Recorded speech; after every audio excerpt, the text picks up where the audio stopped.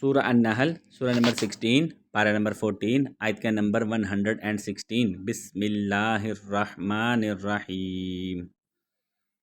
ولا تقولوا لما تصف ألسنتكم الكذب هذا حلال وهذا حرام لتفتروا على الله الكذب ان الذين يفترون على الله الكذب لا يفلحون.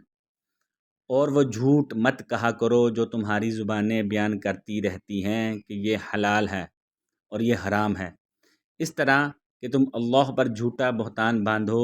بے شک جو لوگ اللہ پر جھوٹا بہتان باندھتے ہیں وہ کبھی فلاح نہیں پائیں گے.